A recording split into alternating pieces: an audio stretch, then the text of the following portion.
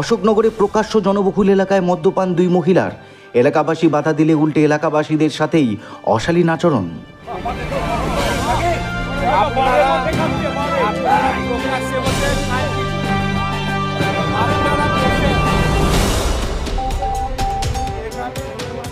ঘটনাটি ঘটেছে উত্তর 24 পরগনার অশোকনগরের 3 নম্বর নিউ মার্কেট জনকল্যাণ সভার চাতাল ময়দানে।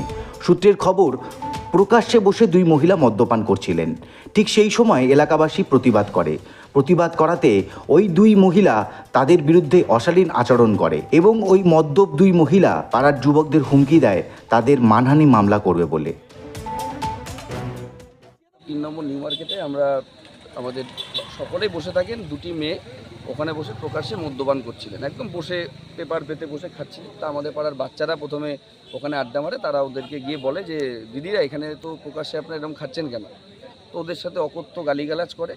তারপরে বাচ্চারা আবার বলেছে যে এখানে খাচ্ছি বেশ করেছে, না ওদেরকে যা বলার বলেছে আজে বাজে কথা। তারপর ওরা আবার আমাদেরকে ডাকে, আমি গিয়ে ওকে অনুরোধ করি যে ম্যাডাম এখানে বসে খাবেন না।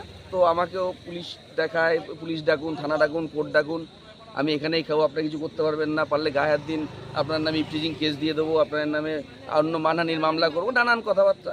তারপর আমাদের আরও যারা সিনিয়র আছে তাদেরকে আমরা ডাকি। তো সারা পাড়াও যখন আছে, সবার সামনে দাঁড়িয়ে ওরা সেই সমস্ত নানান রকম অঙ্গভঙ্গি এবং একদম নেশাগ্রস্ত হয়ে রয়েছে। পরবর্তীতে অশোকনগর থানার পুলিশ ঘটনাস্থলে পৌঁছায়। মহিলা পুলিশের সহযোগিতায় ওই মদ্যপ দুই মহিলাকে থানায় নিয়ে আসে। অশোকনগর 3 নম্বর নিউ মার্কেটের এলাকাবাসীরা ওই দুই মহিলার উপযুক্ত শাস্তির জন্য অশোকনগর থানায় একটি লিখিত অভিযোগ জানায়। প্রকাশ্যে এইভাবে দুইজন মহিলা মদ্যপানের ঘটনা শিল্প সংস্কৃতির শহর অশোকনগরের কাছে এক বিস্ময়ের ঘটনা বলেই মনে করছে অনেকে। সঙ্গীত শিল্পী চুমকি পাল এই প্রসঙ্গে বললেন, ভাবছি বলতে এটা তো আমাদের কল্পনার বাইরে, এটা তো ভাবাটা খুব আশ্চর্যকর ব্যাপার। কিন্তু এখন এটা হচ্ছে, যেখানে সেখানে দাঁড়িয়ে মহিলারা সিগারেট খাচ্ছে, ড্রিঙ্ক করছে, এবং সেখানে প্রশাসন আসলেই তারা নয় কেউ সংযত হচ্ছে, ভয় পাচ্ছে, এবং সেটা নর্মাল যে কেউ সংযত হয়ে গেল, ভয় পেয়ে গেল।